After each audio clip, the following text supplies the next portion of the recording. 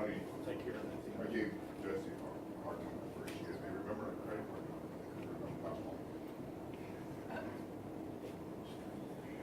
We get some of the weirdest glitches. Nothing yet, Annie. They're really weird. We have one, of course, you know, we can tell when the email, goes out, whatever. I can go in there and see if you saw you opened the email, what time you did it. Yeah, yeah, it is. Anyway, so we have this one subscriber. Long in numbers, but kept saying they weren't giving me the email. And the person got the email and opened the email and said they did not get the email. So what I am doing, I do this every day. I've done it for almost longer than a year. I just forwarded my email. Well, I know you're getting it, dude. Way more generous than your shit. Well, I mean, it's just a forward, it does not like it. It's easy. But, oh yeah, if it was more than one. And newsletter, you go well. Hey, we did some newsletters. Oh.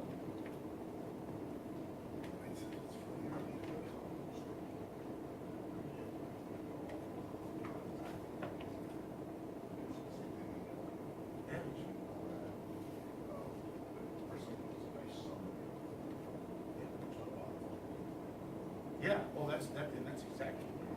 Yeah. The opener equals really high. But way above industry average. And, but the people who click through, go to the website, it's on story. Yeah, yeah. I mean, it's pretty thorough. Yeah.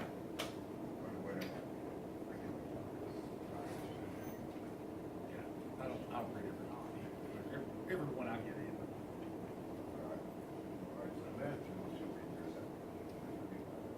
I really, yeah, most people do.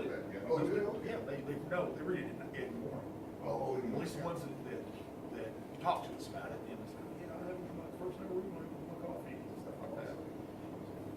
Yeah, it's like, right, Yeah, there you go. What's Scott writing about today? Cure for insomnia.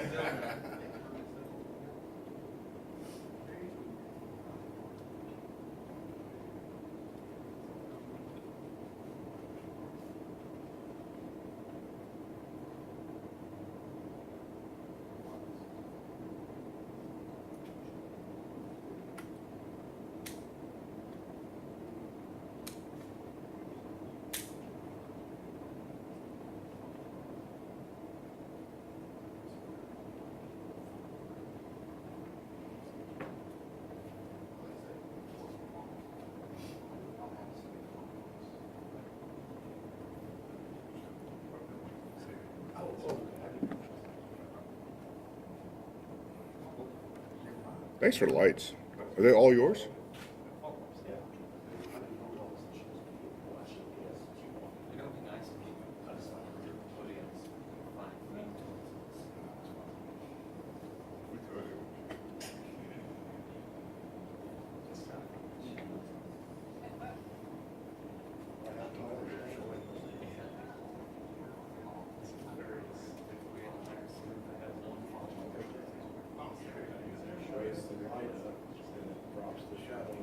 Yeah, it's kind of weirdly. Yeah.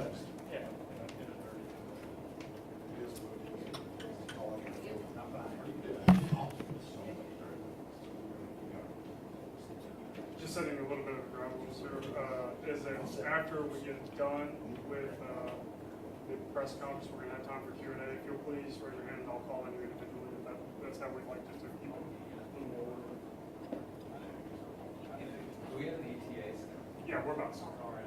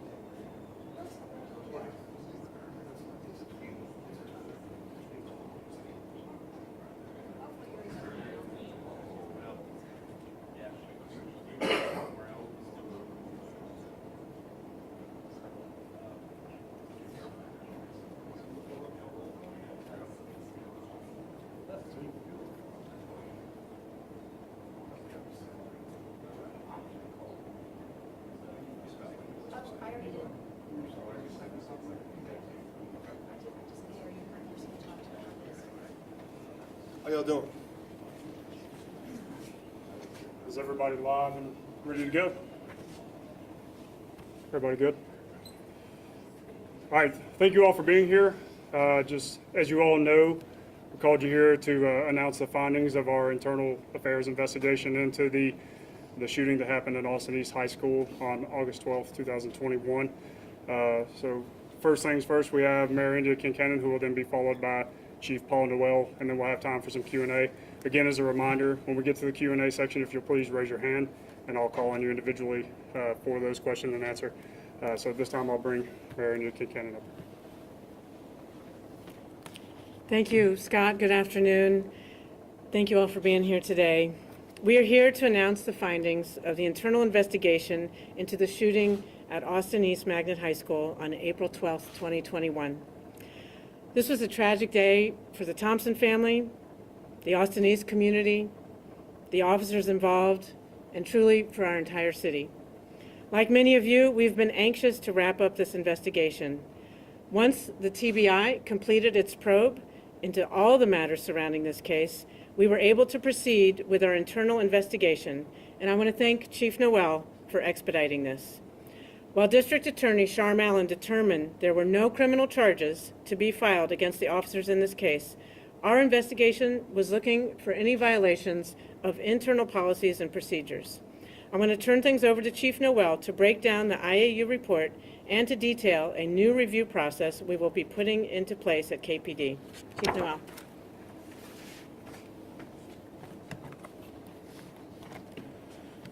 Thank you, Mayor Kincannon, and thank all of you for being here today. I know this incident has deservedly generated a lot of attention, and there are still several lingering questions which we will address today. I also recognize that it took a significant amount of time for our internal review to be completed. Some of that was outside of our control. However, there are things we could do to speed up the pace of these investigations without compromising the quality of the investigations, including some of the things that we have done to speed up this process is adding an additional investigator to internal affairs and also putting the internal affairs unit under the direct supervision of Assistant Chief Mark Fortner. I want to start by saying that the findings of our internal investigation in no way diminish how deeply saddened we are as a department about what happened on April 12th, 2021. That day was a tragedy for so many people in so many ways. Most importantly, our thoughts remain with the family of Anthony Thompson Jr. and the Austin East community. We know that this incident damaged relationships between our department and between the community. Rest assured, I am committed, and the Knoxville Police Department is committed to putting the work in to repair those relationships. Now I want to tell you about the findings of our case. The purpose of the internal investigation was to determine if the use of force was within policy or if there were any other policy violations surrounding this incident. Our investigation found that Officer Jonathan Clabo, who deployed deadly force, did act within policy. Our investigation also found that Lieutenant Stan Cash acted within policy in terms of his supervisory responsibilities following the use of deadly force. Officer Adam Wilson and Officer Brian Baldwin were not found in violation of any policy directly related to the use of force. Officer Adam Wilson was found in violation of our body-worn camera policy for failing to activate his body-worn camera prior to the incident. He did receive a reprimand for that violation. Based upon my review of this case and my 25 years in law enforcement, the use of force and actions of our officers were justified and they were in policy of the Knoxville Police Department. Our officers were put in an incredibly difficult and unpredictable situation, and they never could have anticipated it would end the way it did. I and the members of the Knoxville Police Department are going to continue to support these four officers however we can. I am also hopeful that the members of our community will continue to support them as well. This in no way diminishes how tragic that day was for everyone involved. The lives of the Thompson family, the Austin East community, and our officers were forever changed that day. With that, I know there are still questions about how this incident was handled. One question that has been asked of us is why were crisis negotiators not utilized? There are several reasons why crisis negotiators would not have been used in that situation. One reason was there was no prior contact with Anthony Thompson Jr., and our officers were not even certain that he was in the bathroom prior to going in that bathroom and looking for him. Two, officers had no reason to believe that he was armed inside of the school, and they had no reason to believe that Anthony was aware that the officers were looking for him at the time. Based on these circumstances, it did not meet the criteria for involving crisis negotiators. Officers were simply trying to locate Anthony for the incident that happened earlier in the day. We have also seen questions about what was perceived as a delay to render aid after the shooting happened. Internal Affairs took a close look at that as well. While the answer is more complicated, I hope that you understand how we reached the conclusion that we did. In the event that deadly force is used, our policy requires that officers immediately take all measures to render the situation safe and provide or summon medical assistance. When you consider the totality of this incident as it unfolded, I feel that our officers handled what was a chaotic situation the best way that they could. In a matter of seconds, officers saw the gun in Anthony's pocket and heard it fire. Officer Baldwin actually believed he had been shot when he felt the percussion from the discharge of the firearm. Then 2 more gunshots rang out in a small and compact bathroom. One of our officers was shot, and almost simultaneously, another individual emerges from out of one of the other stalls and grabbed Officer Claybo's shoulder.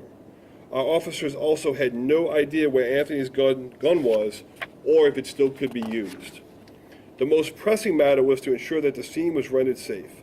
Thankfully, our officers were able to detain the other individual who was in the bathroom without issue. This showed a tremendous amount of restraint, considering everything that had happened prior to that. Once the scene was rendered safe, medical assistance was requested. This all happened within a matter of seconds. Even though the actions of our officers were justified and within policy, we should never pass up on an opportunity to learn from these incidents and improve our operations. I want to take this opportunity to announce a new process that we are currently developing. I have charged Assistant Chief Fortner and our staff with establishing a use of force review board. This board's job will be to review in-custody deaths and all serious deadly uses of deadly force, such as the case that we're discussing today. The use of force review board will not be in place for disciplinary purposes. Instead, the board will conduct an in-depth after-action review of cases involving serious uses of force. Currently, most instances of use of force are reviewed by supervisors for potential policy violations. This board will not replace that process or the role of the Police Advisory and Review Committee. Instead, it will only enhance our use of force review process. These reviews will focus on these incidents from a policy, tactical, and training standpoint. In essence, this board will serve as another quality control mechanism to improve our overall operations as a police department. The use of force review board is not operational just yet. We're in the final stages of the preparation and refining of the policy for the board, but we will have it up and running very soon. You will all receive copies of a news release with more information about the use of force review board soon after this press conference has concluded. At this time, I'll be happy to take any questions that you all have. How will this new use of force committee be different from ones that already exist, that we already have here? So, This use of force review board is going to look at these incidents from 3 perspectives: how we can improve policy, training, or tactics at either the individual level, the officer level, or as a department. So we'll look at the totality of the circumstances to see if individual officers need to be trained, or if the whole department needs to be retrained, or if we have to augment policy or tactics based upon the review of this incident. We will look at this incident and all incidents from the beginning to the end to see if there's anything that we could do to improve. Now, I just want to be clear, this is not a disciplinary process. This sits outside of the disciplinary process to see what we can learn from these events and improve and grow as an organization. So, Do you believe that this policy is now in place because of this incident alone, or is it because you feel that maybe some things in the past had gone unchecked or not given the attention it deserved? I believe that this is a best practice. So the man just reminded me, we were actually streaming this live, so I'm going to repeat the question because sometimes it's hard for people streaming live to actually hear the question. So the question was, would you mind repeating it again? Sure thing. Do you believe that this policy is now in place because of this incident you guys were just investigating, or prior incidents that you feel didn't get the attention or Sure. penalty it deserved? So the question was, why are we putting this in place now? Is it due to this incident, or is there another reason? And the answer to that question is, I had full intentions of coming here as the new chief and putting this use of force review board in place, no matter what had occurred in the past. This is a best practice. We could never pass on an opportunity, we should never pass on an opportunity to learn, grow, and improve as an organization. And that's what this is all about, is about improving our policy, improving our training, improving our tactics.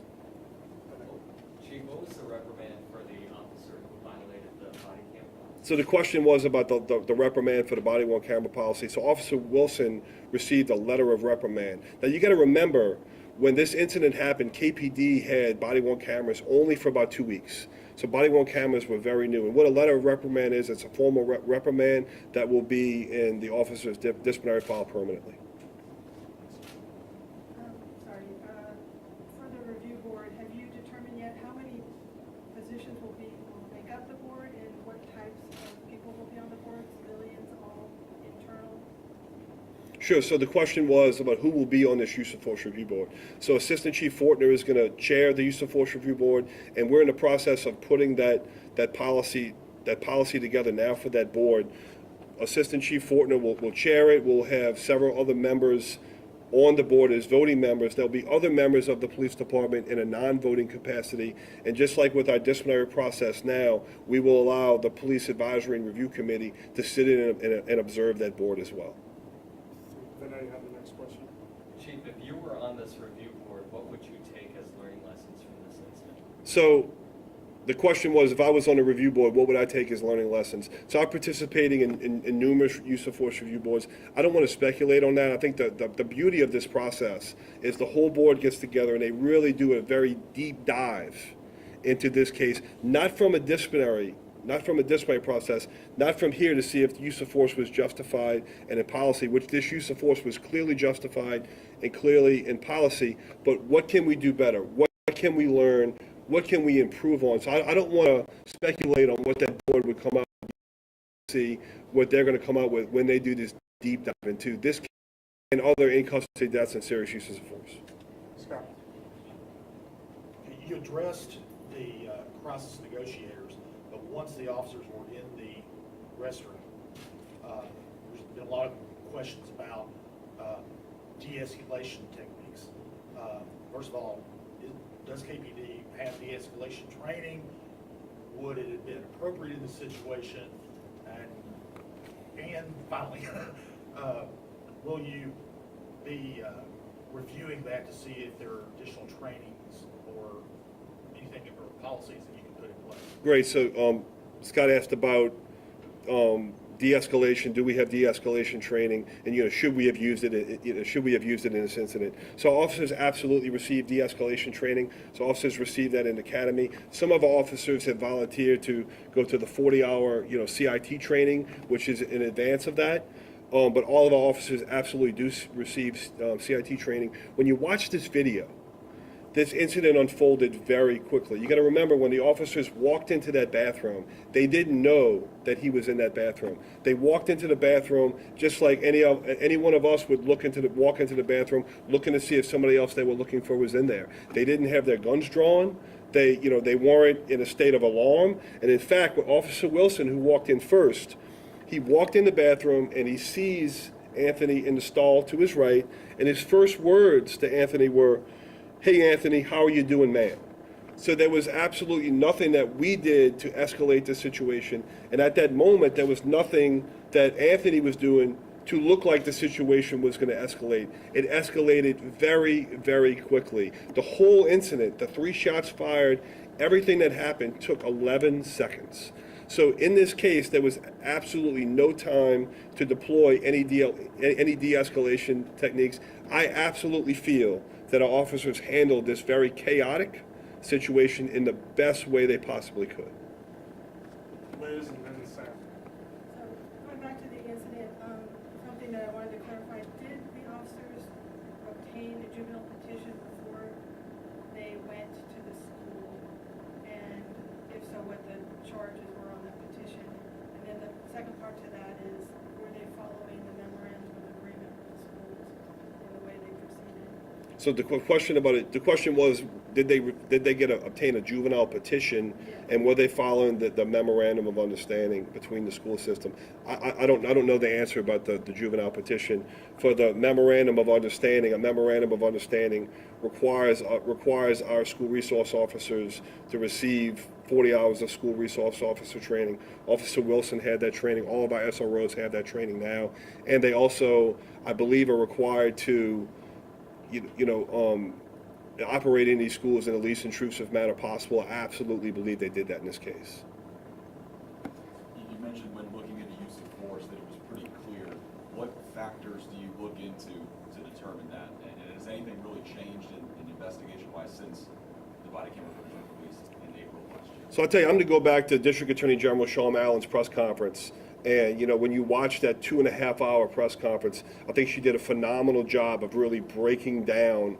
And I'm going to repeat that question because I forgot to do it again. The question was about, the use of force being justified and anything changed. And when you watch District Attorney General Sean Allen's press conference, she did a phenomenal job of breaking down everything that the officers did. And she showed the video in real time, but she also slowed it down to, I think, 1/10 of a second, or 10 times frame. And it's important to remember, when we're looking at these, we have to put ourselves in the position of the police officers in the field. The officers don't have the ability to slow something down to 10 times slower than things happen in real life. And this incident involved very, very quickly. Officer Claybo feared for his safety. Officer Baldwin thought he was shot. He really thought he was shot. When you watch the video, he's like saying, "Check me, check me." He really, at that point, he believes he was hit. So, and you have 3 shots go off in a very, very tiny room. You can only imagine how loud that was. It's loud on the video. Only imagine how loud that was in real life. And then, as all that's going on, you have the other individual comes out from the stall and grabs Claybo on the shoulder. A lot of things happening at the same time. Based on those circumstances, and again, if you watch District Attorney General press conference, she does a phenomenal job. And I just got to say this, one of the best press conferences I have ever seen breaking down one of these officer-involved shootings. Excellent resource of information, and I absolutely believe that use of force was justified and within policy. And more importantly, I believed that these 4 officers handled this incident in the best way they could that day. Is there anything else you would take from this as a learning experience? I know you didn't want to get out ahead of the review board. So look, I'm not going to get into what the use of force. The question was, what can we take away from this as a learning experience? And I'm just going to use this opportunity to say this. I am very hopeful that the community, our community, my community as I now live here, is going to rally around our officers and rally around this community. This absolutely was a tragedy, but this is also a time for us to heal as a community. Austin East has to heal, our community has to heal, and we have to move forward. As a police department, these officers have to move forward, our community has to move forward. And what I would take away from this is the time for us to work extra hard to heal. That's one of the reasons, as your new chief, I have been going to 2 community meetings a day, getting out and seeing many people, some people over and over again. And it's important for us to establish those relationships and start that healing process. Got time for a couple more, so we'll go to this and So I just wanted to push a little bit based on what you just said about, wanting the community to rally and to heal. Obviously, this has been a long time coming, and now it sounds like the use of the review board, will look at this specific case. I mean, I think the community's gonna wanna know how much longer that could take. Like, I know you said review board is not quite ready to launch. Can you give some kind of time frame? Sure. So look, I just want to be clear. This is not the use of force review was not a public process. This is an internal after action review for us to take a look at policy. Just like I sit down with my policy team, and the question was, I keep forgetting to repeat the question. The question was about the use of force review board. When is that going to take place? This is an internal review, an after action review. Just like I sit down with my policy team and go over policies and review policies. That's something that we do internally. Now, we will invite Park, the Police Advisory and Review Committee, to sit in and watch that process and observe. But this is going to be an internal process. I don't have any plans on doing a public press conference again after this, saying that this is the findings of this case, because we're going to be doing these in all serious uses of force, just like we do other after-action reviews. Do you feel like any evidence was missed out on by not having Officer Wilson's camera on? I know there were already a couple angles from that bathroom, but do you feel like there was any evidence you wish you had?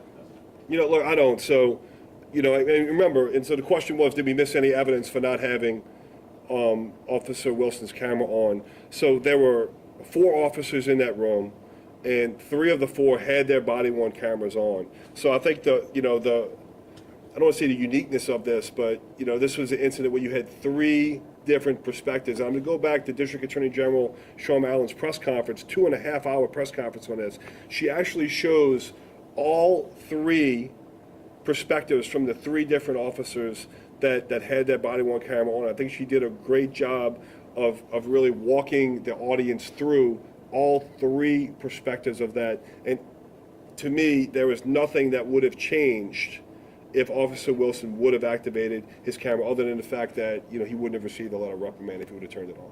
And you got to remember, 2 weeks. We only had body-worn cameras for 2 weeks back then. It was very, very new. got time for one more. If there's nothing else, though, we'll wrap it up. Thank you all so much. I really appreciate it.